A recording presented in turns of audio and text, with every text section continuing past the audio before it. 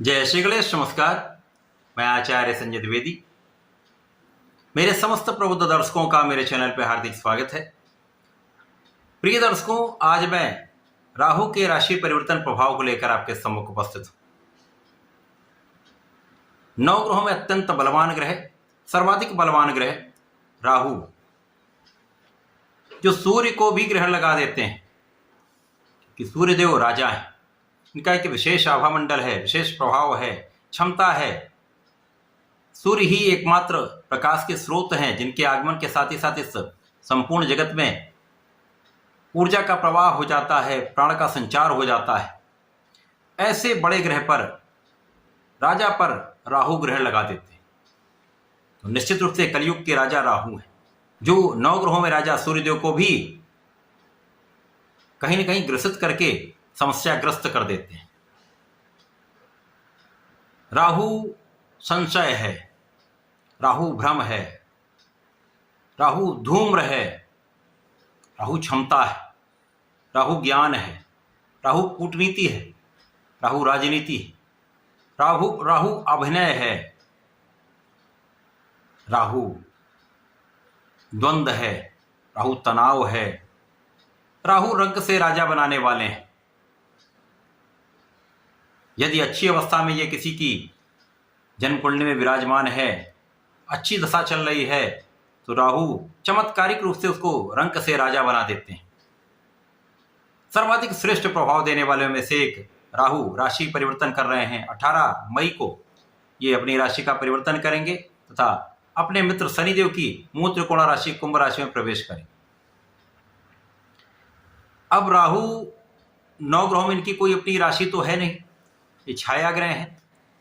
तो राहु केतु का क्या प्रभाव है? ये छाया है, अर्थात जिस राशि में जाएंगे उस राशि के स्वामी के अनुसार अपने उनके गुणों को अपने अंदर समाहित कर लेते हैं।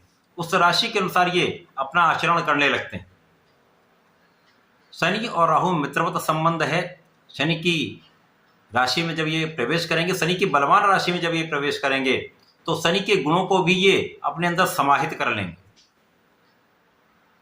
तो निश्चित रूप से ये अत्यंत प्रबल स्थिति बनेगी, क्योंकि 9 ग्रहों में न्यायाधीश शनिदेव है। शनिदेव महाबलवान है। अब राहु का प्रभाव शनि की राशि में होगा तो अत्यंत विशिष्ट प्रभाव प्राप्त होने वाले हैं।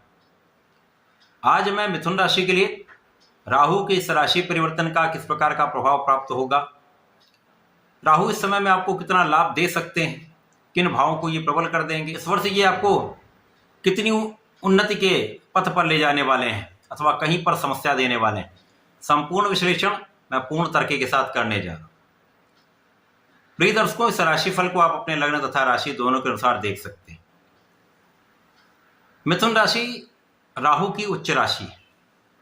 अपनी उच्च राशि के लिए राहु का ये गोचर 9वां भाव भाग्य भाव में प्रारंभ होने वाला है। अब यहां पर शनिदेव बुध के मित्र हैं, जिनकी राशि मिथुन राशि है। राहु भी बुध के मित्र हैं, तो ये 3 मित्रों का महासंयोजन भाग्य भाव में बन रहा है। अब क्योंकि राहु अत्यंत बलवान भी हैं और ये भाग्य भाव में है, भाग्य भाव के स्वामी का गुण इनके अंदर आएगा, तो इस समय में निश्चित रूप से आप प्रभावित तो रहने वाले हैं। आप कुछ इस वर्ष में कुछ बहुत बड़ा करने वाले हैं, यहां पर कोई संदेह नहीं। इस वर्ष में जब तक 1.5 वर्ष के लिए राहु का ये गोचर आपके भाग्य भाव में है, आपके कार्य क्षेत्र में बड़ी उन्नति का योग बनेगा।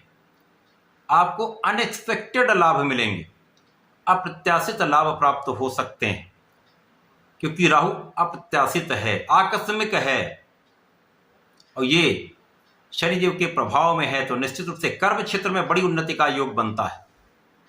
कर्म क्षेत्र से बड़ी उन्नति का योग बनता है। कर्म क्षेत्र में बड़े विस्तार का योग बनता है। आपके मन के अनुसार स्थानांतरण का योग बनता है। मन के अनुसार पद की प्राप्ति का योग बनता है।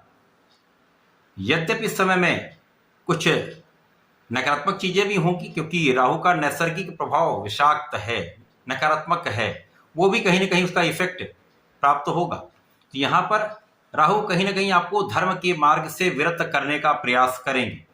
अब ये कैसे होगा? आपके कार्य क्षेत्र में बड़ा आप लाभ लेंगे, कार्य क्षेत्र में आपका विस्तार होगा, आप व्यस्त हो जाएंगे, आप धन कमाने में लग जाएंगे, आप आपके कार्य क्षेत्र में विस्तार में लग जाएंगे। तो यहाँ पर धर्म के मार्ग से विरत हो सकते हैं। ऐसा नहीं कह रहा हूं कि यहाँ पर आप अलग ही हो जाएं, लेकिन आपके धर्म के मार्ग पर चलने की जो स्थिति अभी तक चल रही थी, बहुत अच्छे से आप धर्म का पालन कर रहे थे, वहां पर कुछ कमी आ सकती है। तो आपको धर्म के मार्ग पर बने रहना है, किसी भी अधार्मिक कार्य में ना पड़े, किसी अन्याय के कार्य में ना पड़े, किसी के साथ अन्याय ना करें, अपने काम को निष्ठा के साथ संपूर्ण करें। तो निश्चित रूप से इस समय में कहीं कोई बड़ी समस्या नहीं हो। इस समय भाग्य का साथ मिलेगा। राहु यहां पर आपको पराक्रमी तो बना देंगे, परिश्रम का पूर्ण लाभ आपको देंगे, परंतु कुछ बिना कारण के मित्र आपके साथ जुड़ सकते हैं। कुछ बिना ऐसे लोग जिनका अपना स्वार्थ हो, स्वार्थी लोग आपके साथ जुड़ सकते हैं। तो ऐसे लोगों से सावधान रहिए, दूरी बना लीजिए। भाई बहनों के साथ कुछ मतभेद या क्लेश की स्थिति बनती है, जहां पर आपको बहुत संयम रखना चाहिए, वाणी पर नियंत्रण रखना चाहिए, सहयोग बनाकर चलना चाहिए। इसी प्रकार से इस समय में आपको अपने क्रोध पर नियंत्रण रखना चाहिए।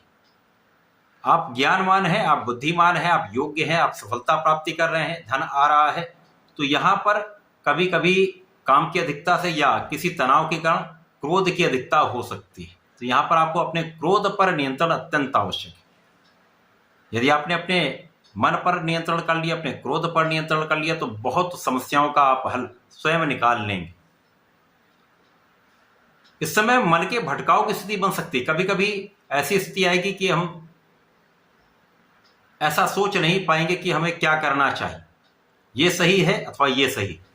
तो समय में पूर्ण रूप से एकाग्र चित्र होकर कंसंट्रेट करके विचार करिए, विवेकपूर्ण निर्णय लीजिए। नहीं समझ में आता, किसी बड़े की राय लीजिए, गुरु का मार्ग आप ले सकते हैं, गुरु से आप सलाह ले सकते हैं, माता पिता से सलाह ले सकते हैं, बड़े भाई से सलाह ले सकते हैं। तो यहाँ पर यदि आप ऐसा करेंगे तो मार्ग से भटकने से बचें। कहीं ना कहीं धूम्र है, धूम्र का अर्थ है कहीं ना कहीं भटकाव तो होगा, कुछ तनाव तो होगा, परंतु इस समय में जो गुरु की स्थिति है वो आपके लग्न में होगी। गुरुदेव बृहस्पति यहाँ पर गोचर करेंगे वर्ष भर, तो निश्चित रूप से राहु की बहुत सारी नकारात्मकता यहाँ पर दूर हो रही। राहु पर नियंत्रण होगा, शनि का भी नियंत्रण होगा, गुरु का भी नियंत्रण होगा। तो यदि आप अपने ज्ञान का, अपनी शिक्षा का, अपनी बुद्धि का सही स्थान पर उपयोग करते हैं तो ये समय आपको सर्वश्रेष्ठ सफलता प्राप्त करा सकता है। विशेष रूप से वाणी के क्षेत्र में, कला के क्षेत्र में, व्यापारिक क्षेत्र में बड़े लाभ कराने वाला यह समय हो सकता है, क्योंकि राहु कूटनीति है, राजनीति है। आपको अपना काम निकालना आ जाएगा, आपको युक्ति आ जाएगी, आपको प्लानिंग आ जाएगी, आपको सफलता प्राप्ति का ढंग यहां पर मिल जाएगा, रास्ता मिल जाएगा आपको किस प्रकार से आप सफलता की प्राप्ति कर सकते हैं। राहु ये सिखाते हैं आपको, राहु ऐसा ज्ञान देते हैं। इसी प्रकार से इस समय में ज्ञान के स्तर में कुछ ज्ञान का स्तर अच्छा रहेगा, परंतु जो जातक पढ़ाई कर रहे हैं उनके लिए कुछ समस्या का समय हो सकता है। यहां पर मन भटक सकता है, पढ़ाई में मन कम लगेगा, अन्य चीजों में मन लगेगा। तो पढ़ाई से अलग चीजों में आपका मन लग सकता है, परंतु पढ़ाई में मन कम लगेगा, जिसके कारण परीक्षा का परिणाम यहां पर प्रभावित हो सकता है। अतः पूरे 1.5 वर्ष आपको बहुत नियंत्रित रहना है, भ्रामक चीजों से बचना है, अपने पढ़ाई के क्षेत्र में पूर्ण निष्ठा के साथ लगे रहना, पूर्ण आत्मबल के साथ आप लगे रहिए, प्रयास करते रहिए, सफलता भी मिलेगी। हो सकता है उतनी ना मिले, लेकिन बहुत नकारात्मक भी परिणाम प्राप्त नहीं होगा, क्योंकि यहां पर भी गुरु का प्रभाव होगा। तो यहां पर आपकी योग्यता आप यदि सही दिशा में दिखाते हैं, अपने ज्ञान का सही उपयोग कर लेते हैं, अपना परिश्रम कर लेते हैं, तो राहु का नकारात्मक प्रभाव कम रहेगा और आपको सफलता की प्राप्ति अधिक होगी। और जब गुरु का प्रभाव मिल जाएगा तो ये गुरु के साथ ही उसको उत्प्रेरक की भांति आगे बढ़ाने वाला कार्य करते हैं।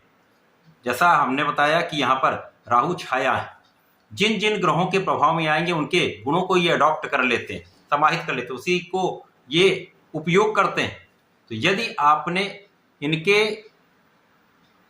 डुअल नेचर को समझ लिया है, अपने को संभाल लिया तो समस्या नहीं आई। संतान अच्छी रहने वाली, संतान प्राप्ति का योग बनता है। एक अच्छी संतान आपको प्राप्त हो सकती है, संतान सुख भी प्राप्त होगा।